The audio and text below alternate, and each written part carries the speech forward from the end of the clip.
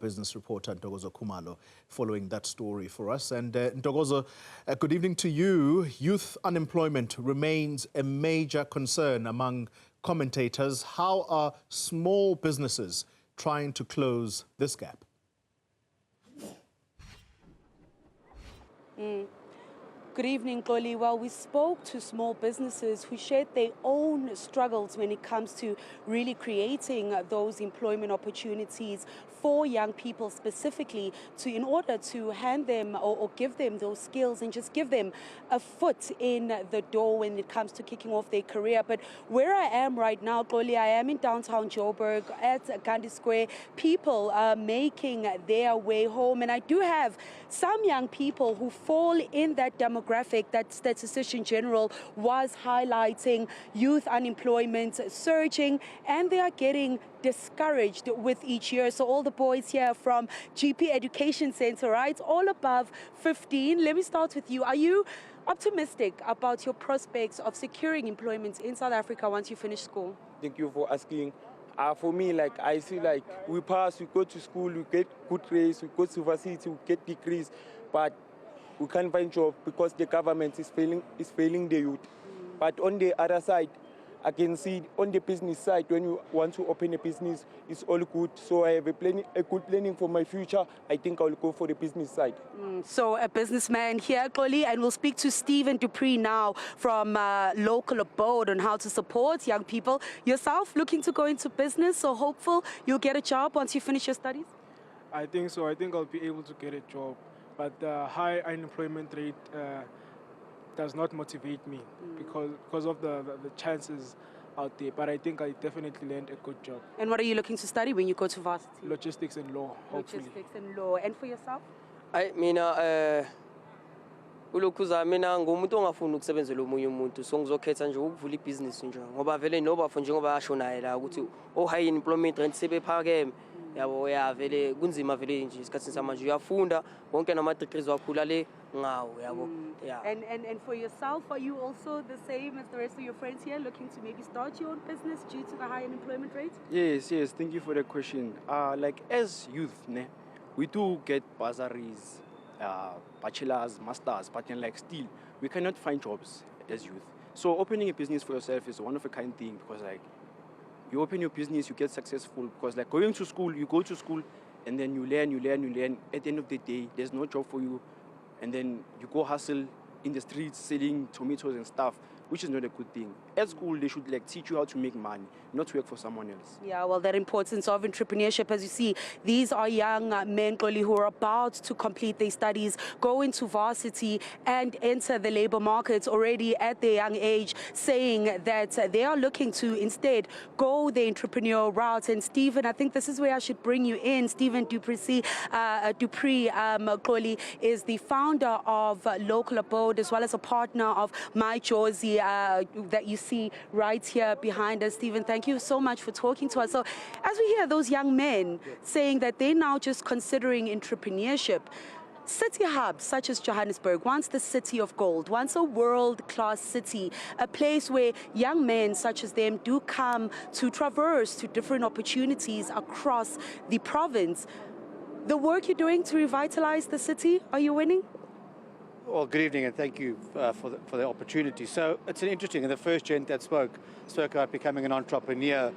And when you're talking the inner city of Johannesburg, that's exactly what we envisage the city to be, is the hub for SMMEs to start. You know, you've got affordable accommodation in the city, so people can live here for relatively cheap compared to outside of the city.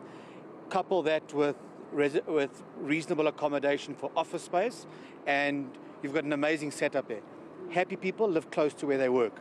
So if you can get that right, the mix is fantastic. And you know, through organizations like Josie My Josie, we take a holistic approach to the city and look at not only the basics, but also things like how do people move between the space, how do we get them to feel safe in a nice, safe and clean environment. And we're standing here, 5:10 in the afternoon, everyone going home, school kids walking with their bags, moms walking with their handbags. No one feels threatened, everyone feels safe, it's clean. This is what we're trying to emulate throughout the whole city.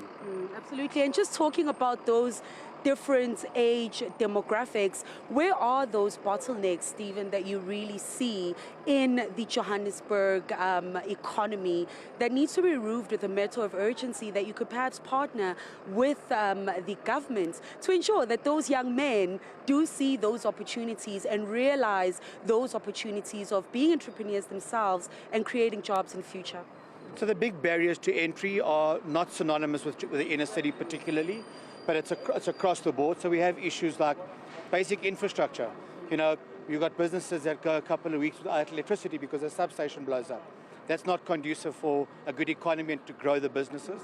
But that's where the new presidential work streams between national, provincial and local and business are looking at how we can better change those things around so that we can ensure that those sort of things don't happen, with a particular look at infrastructure, formal and informal businesses being targeted for this.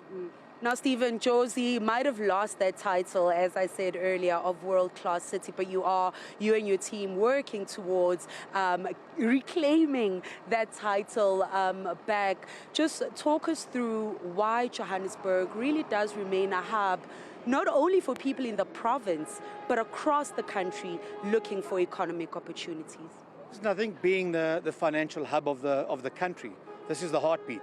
You know, if Johannesburg fails, the country would fail. And I think people have come to terms with it, and that's why everyone is now saying we need to save Johannesburg, and we've got to put time, money and effort into this. I just think it's the history, man. It's the city of gold. People see the opportunity, they want to be here.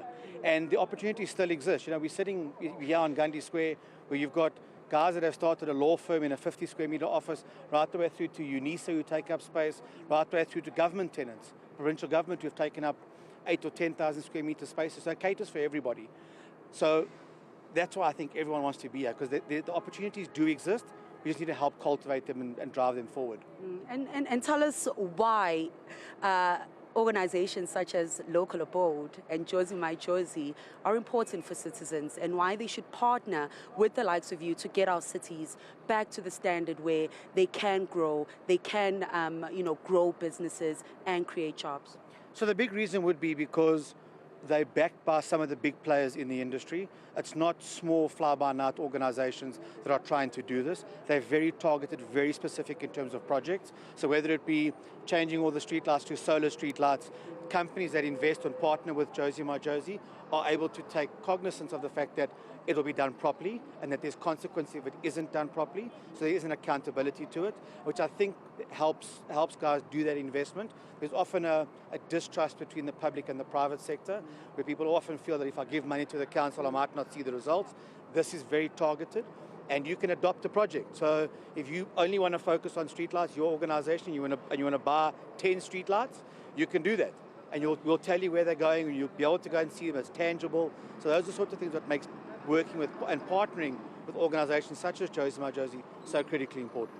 Well, Stephen, we've run out of time. Thank you so much for those insights. Of course, Goli, Stephen Dupree is the founder of Local Abode, as well as a partner of Josie My Josie, just giving us an indication of why the city is still important when it comes to creating those jobs, those young men that we saw now coming from extra classes from GP Education Center, in a bid for them to be able to get into the courses that they want to do in university, and hopefully be able to start their own businesses, as they seem they're all for entrepreneurship, and hopefully then create jobs for some of their colleagues, Goli, who are increasingly getting discouraged by the unemployment rates. Goli.